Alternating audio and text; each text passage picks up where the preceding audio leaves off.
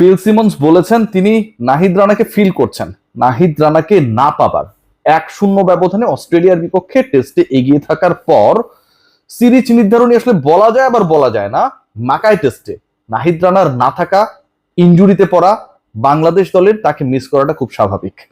এবং নাহিদ রানার এই প্রসঙ্গ যখন হেড কোচ তুলেছেন, ঠিক তখন পেস ডিপার্টমেন্টে শরীফুল ইসলাম তার খেলাটা প্রায় নিশ্চিত, মানে সব ঠিক থাকলে গ্রেট ব্যারিয়ার রিফ অ্যারেনায় আমি সকালে যে আলোচনাটা করেছিলাম শরীফুল মোটামুটি খেলছেন, এটা কনফার্ম। ডিসকাশনের পয়েন্ট যেটা যে আসলে পরিবর্তন কতগুলো বাংলাদেশ দলে, শরীফুল যদি ইনক্লুড হন তাহলে কাউকে না কাউকে বসতে হবে। শরীফুল যদি ইনক্লুড হন তাহলে কি সেই বসে থাকা ক্রিকেটার বা যাকে উইনিং কম্বিনেশন ভাঙার মাধ্যমে দল থেকে বাইরে রাখা হবে, তিনি কি স্পিনার? মিরাজ এবং তাইজুলের কেউ? মিরাজের হবার সম্ভাবনা নেই, তাইজুল ইসলাম, নাকি অপর 3 পেসারের কেউ? অপর 3 পেসারের মধ্যে হাসান মাহমুদকে আপনি মানে স্বপ্নেও বাদ দেবেন না। তাহলে বাকি থাকলো এবাদত এবং তাসকিন আহমেদ।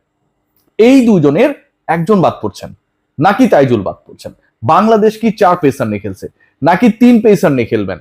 শরীফুল ইন করবেন অন্য কোনো পেসারের জায়গায়, তাইজুল এবং মিরাজের যে স্পিনিং পার্টনারশিপ, সেই পার্টনারশিপটা আমরা গ্রেট ব্যারিয়ার রিফ অ্যারেনায় অস্ট্রেলিয়ার বিপক্ষে সিরিজের সেকেন্ড টেস্টে দেখতে পাবো। এরকম অনেকগুলো প্রশ্ন রয়েছে এবং সেই প্রশ্নের সাথে আরো একটা ইম্পর্টেন্ট প্রশ্ন, সেই প্রশ্নের উত্তর খোঁজার চেষ্টা করা হচ্ছে।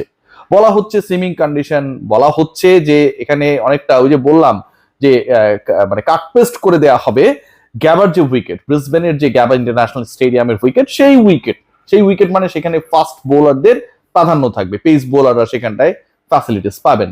সো ওইটাকে মাথায় রেখে বাংলাদেশ কি বোলিং অপশন বাড়ানোর জন্য একই সাথে ব্যাটিং অপশন হিসেবেও কাজে লাগানোর জন্য সৌম্য সরকারকে ইনক্লুড করার পরিকল্পনা করছে কিনা? এই যে সমীকরণগুলো, এই যে আলোচনাগুলো, এই ডিসকাশনগুলো, এই ডিসকাশনের একটাই আপনি শেষ পর্যন্ত গিয়ে ফলাফল পাবেন যে বাংলাদেশ দে আর স্ট্রংলি থিঙ্কিং তাদের উইনিং কম্বিনেশন ডারউইন টেস্টে অস্ট্রেলিয়াকে 9 উইকেটে হারানোর ম্যাচের যে দলটা ছিল, যে 11 ছিল, সেই কম্বিনেশন ভাঙার পরিকল্পনায় স্ট্রংলি রয়েছে। Let's discuss about Shariful's inclusion. দেখুন, শরীফুলকে খেলানোর বা শরীফুলকে ইনক্লুড করার দুইটা ইম্পর্টেন্ট রিজন রয়েছে।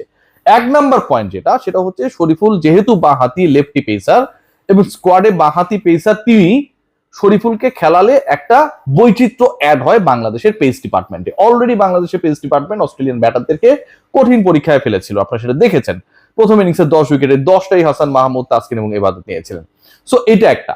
দ্বিতীয় যেটা, সেটা হচ্ছে লাস্ট টেস্টে তুলনামূলকভাবে অপর 2 পেসার, হাসান মাহমুদকে বাদ দিলে যিনি থাকেন, তাসকিন আহমেদ এবং এবাদত হোসেন, তাদের যেই রোলটা ছিল সেই রোলটা আরেকটু প্রোঅ্যাক্টিভ হলে ভালো হতো। সো টিম ম্যানেজমেন্টের একটা মানে কি বলবো, একটা বেটার থিঙ্কিং এর পয়েন্ট ক্রিয়েট হয়েছে যে আমরা হয়তো শরীফুলের অপশনটাকে কাজে লাগিয়ে ইবাদত তাসকিনের একজনকে রেস্ট দিতে পারি, বাদ পড়া না, রেস্ট দিতে পারি, যেন একজন ফ্রেশ ক্রিকেটার এসে প্রতিপক্ষের উপরে তার বেস্টটা ডেলিভার করতে পারে।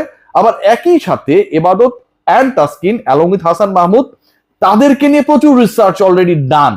ডারউইন টেস্টে তারা অস্ট্রেলিয়ার মাটিতে কিভাবে পারফর্ম করেছেন সেই পুরো ব্যাপারটা, পুরো ফিগারটা, এভরিথিং তাদের সামনে রয়েছে, পিকচারটা তাদের সামনে রয়েছে। তো শরীফুল এখানটা একটা চমক হতে পারে, early wicket, early breakthrough নেওয়ার ক্ষেত্রে Shariful could play a very vital role. এখন এই শরীফুল ইসলামকে ঢুকাতে গেলে আপনাকে কাউকে না কাউকে বসাতে হবে। ইনিশিয়াল ডিসকাশন যেটা বাংলাদেশ 4 জন পেসার নিয়ে খেলবে, খেলার সম্ভাবনা রয়েছে, ডিসকাশন রয়েছে, এবং এই ডিসকাশনকে আরো বেশি উস্কে দিয়েছে আজকে সারাদিন অস্ট্রেলিয়ার ব্যাটাররা যখন প্র্যাকটিস করছিল, দূর থেকে বাংলাদেশি সাংবাদিক যারা ছিলেন তারা গ্রেট ব্যারিয়ার রিফ অ্যারেনার যে উইকেট, সেন্টার উইকেট, সেই উইকেটকে দেখেছেন মানে খুব বেশি গ্রাসি টাইপের না, বাট পরবর্তীতে আসলে তো গ্রাস চিটার টিটার দিয়ে অনেক কিছু করা হয়।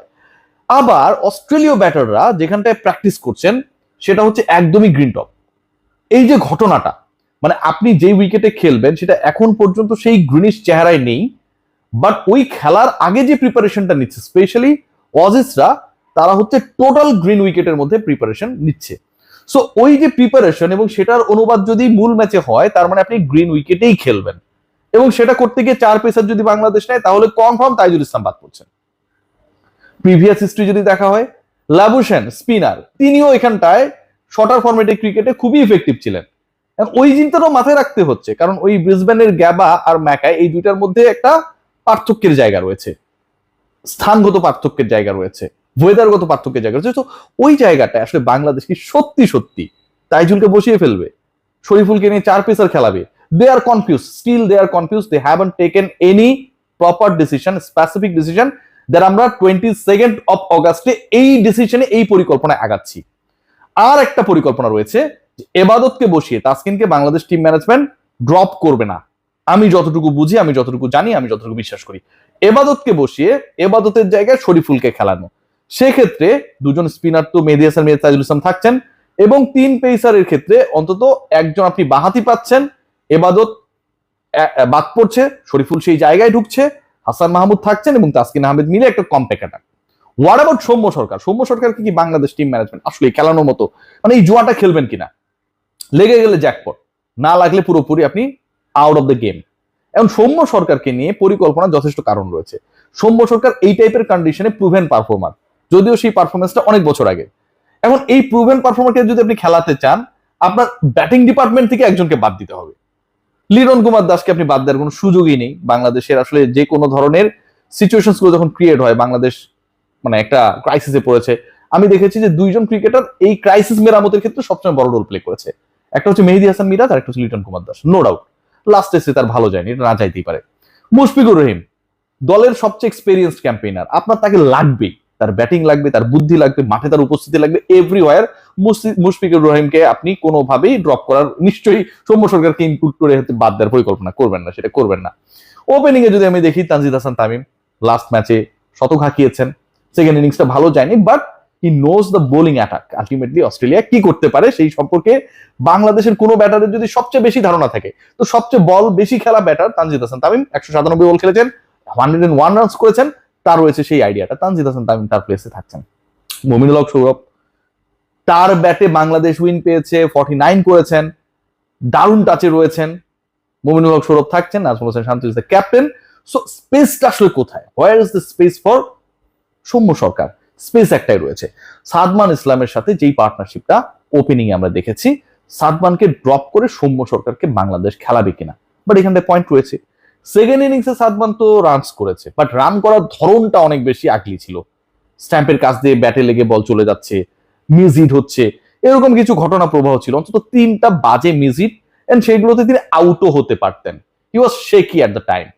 সাদমানকে ড্রপ করে বাংলাদেশ সৌম্য সরকারকে কি খেলাবে? যদি সেটা হয়, তাহলে বাংলাদেশ একই সাথে এই টাইপের কন্ডিশনে, তানজিদ তামিম যেমন হচ্ছে প্রপার ব্যাটার, সৌম্য সরকারকেও একটা পার্টনার হিসেবে পেল, এন্ড সৌম্যের বোলিংটাকে Bangladesh team management extra options হিসেবে, বোনাস হিসেবে কাজে লাগাতে পারবে during their requirement. Let's see what happen.